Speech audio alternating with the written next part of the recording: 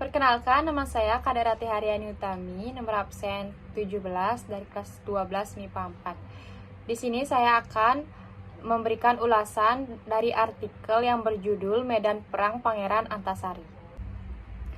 Medan Perang Pangeran Antasari.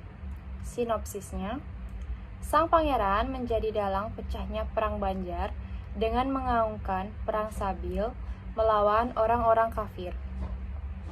Otak di balik itu semua adalah Pangeran Antasari.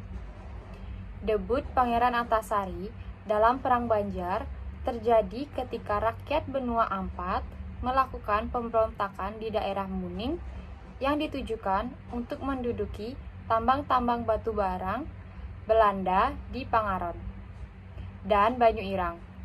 Menurut Idwar Saleh, dalam Pangeran Antasari, sebelum pemberontakan hebat itu pecah, tak ada seorang pun yang mengenal Pangeran Antasari.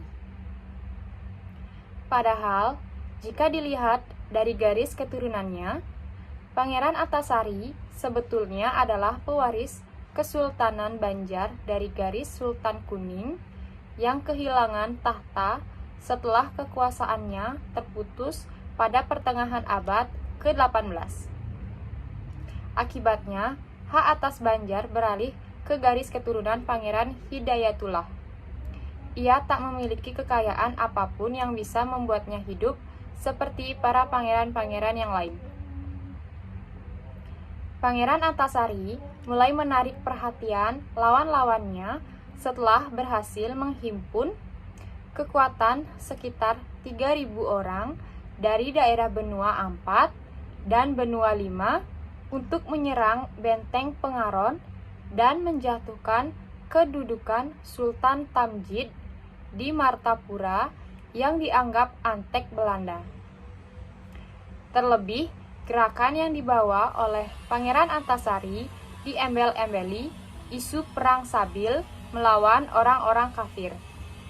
Selain itu, menurut Hendra Swati dan Zulfa Jamali dalam Pedagang dan Gerakan Perlawanan terhadap Kolonial Belanda pada masa Perang Banjar, Pangeran Antasari juga hendak menyelamatkan kedaulatan wilayahnya dari campur tangan penjajah Belanda yang telah menodai tradisi dan merusak norma-norma agama dari sendi kehidupan masyarakat. Pangeran Antasari prihatin terhadap nasib dan penderitaan rakyatnya akibat kesewenang-wenangan, campur tangan, dan tradisi-tradisi Belanda yang bertentangan dengan ajaran Islam dan nilai-nilai tradisi orang Banjar.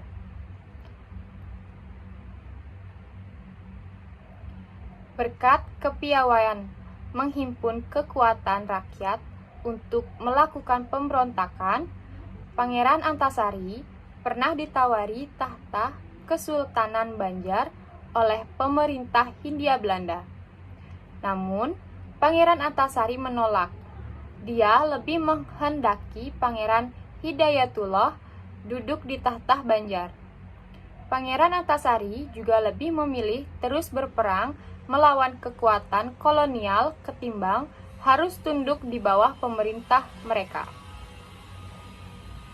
Menurut Idwar Saleh, dalam lukisan Perang Banjar 1859 hingga 1865, selama berlangsungnya perang, Pangeran Antasari memimpin pasukan di daerah Barito, Kapuas, dan Katingan. Pemerintah kolonial berusaha keras menangkap Pangeran Antasari.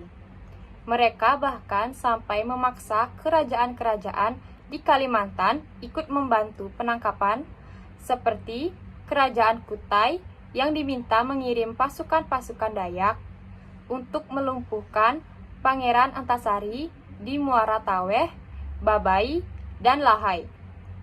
Taktik gerilya juga menjadi andalan sang pangeran.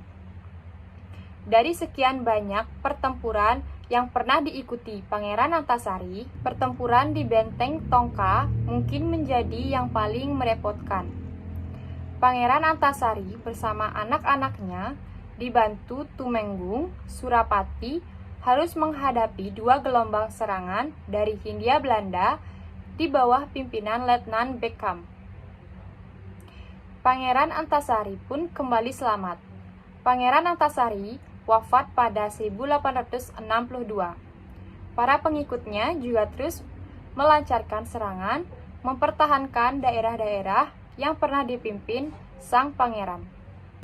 Kelebihan daripada artikel ini yaitu menjelaskan dengan jelas dan rinci mengenai peristiwa pecahnya Perang Banjar. Artikel ini berisikan sumber yang pasti dan artikel ini menjelaskan peristiwa dengan kalimat yang mudah dimengerti.